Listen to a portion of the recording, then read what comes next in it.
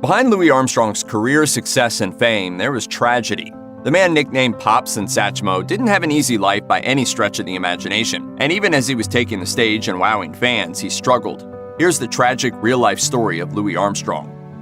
Louis Armstrong was born on August 4, 1901, and grew up in an insanely tough New Orleans neighborhood called the Battlefield. Abandoned by his father as a small child and raised by his single mother, Armstrong and his family struggled to get by. In his memoirs, Armstrong detailed abject poverty, describing how he and his sister would have to go into the better parts of town and scavenge through dumpsters for food. He also began working at the age of 6, scavenging for scrap metal, bones, rags, and bottles alongside the children of a local Jewish family called the Krnofskys.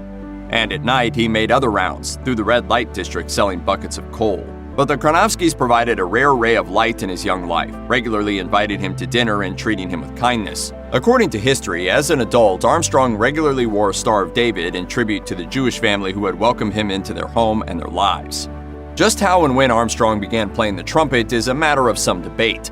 He often cited a stint in a juvenile detention center at age 11 as the start of his love of music, as the band director took Armstrong under his wing and gave him his first cornet. But Armstrong also wrote in his memoir that his first performances were much earlier, blowing a tin horn to attract customers to the Krnofskys' peddler wagon. Whatever the case, music soon proved to be his ticket to a better life, but not an easier one. The Mob Museum says that Prohibition, jazz, and the mob all went hand in hand. The Mafia owned the clubs and made sure there was booze, and jazz musicians provided the perfect musical accompaniment to the evening's revelries. Armstrong did his best to stay away from mob establishments, but the mob had different ideas. According to biographer Terry Teachow, in 1931, a mobster named Frankie Foster pulled a gun on Armstrong in Chicago and told him to play a gig the next day in New York. Armstrong ultimately fled to Europe to escape problems with the mob, but when he finally returned, he ultimately threw in with Joe Glazer, who ran nightclubs for Al Capone. What developed was a mutually beneficial relationship. Glazer protected Armstrong, and Armstrong packed the house. Another reason Armstrong went to Europe may have been his trouble with the law in the Jim Crow South. In 1931, he was arrested for sitting next to a white woman on a bus, even though that woman was the wife of his manager. Armstrong and his whole band spent the night in jail, but the next night they played a gig and dedicated the first song to the Memphis Police Department. The song? "I'll Be Glad When You're Dead, You Rascal You." Even though some of those police officers were in the crowd and were actually members of the Ku Klux Klan, Armstrong not only got away with it, they even thanked him for the onstage mention. Why? Well, Armstrong had a trick to disarm racists. He always made sure to play a particular song called "When It's Sleepy Time Down South," which was a romanticized anthem to the days of the slave-owning South. Not everyone appreciated Armstrong's outlook on things, though, and during the civil rights era of the 1950s and 1960s, he was attacked by both sides, sometimes all too literally. In February 1957, for instance, someone drove by the venue where Armstrong was playing and threw a stick of dynamite. It caused an explosion so loud some people heard it 5 miles away, but Armstrong was unharmed and unfazed. He later told reporters, "The horn don't dig those race troubles." Members of the African American community also criticized Armstrong, though. According to the New York Times, fellow jazz legend Miles Davis said, "I love the way Louis played trumpet, man, but I hated the way he had to grin to get over with some tired white folks." Though Armstrong strongly criticized the government over segregation, he also served as a goodwill ambassador for the State Department at the same time, leading some to consider him a sellout. But as his very pointed words to Ebony magazine make abundantly clear, Armstrong never lost sight of who he was and where and when he was.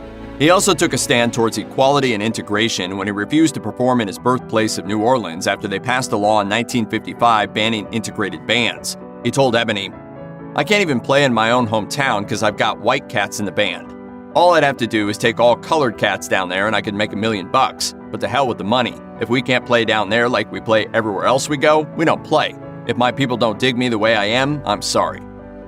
According to history, Armstrong played the horn with such force that he regularly split his lips open and had to use a special cream to protect them.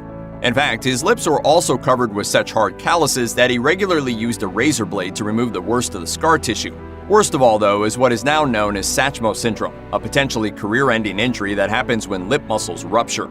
Armstrong suffered just such an injury at one point in his career and had to take a year off from performing to recover. There were some health issues, though, that he couldn't recover from so easily. During a European tour in 1959, Armstrong suffered a serious heart attack. Over the next few years, he began experiencing swelling in his legs due to poor circulation and a steadily worsening heart condition. By 1964, his gallbladder, kidneys, and liver were failing.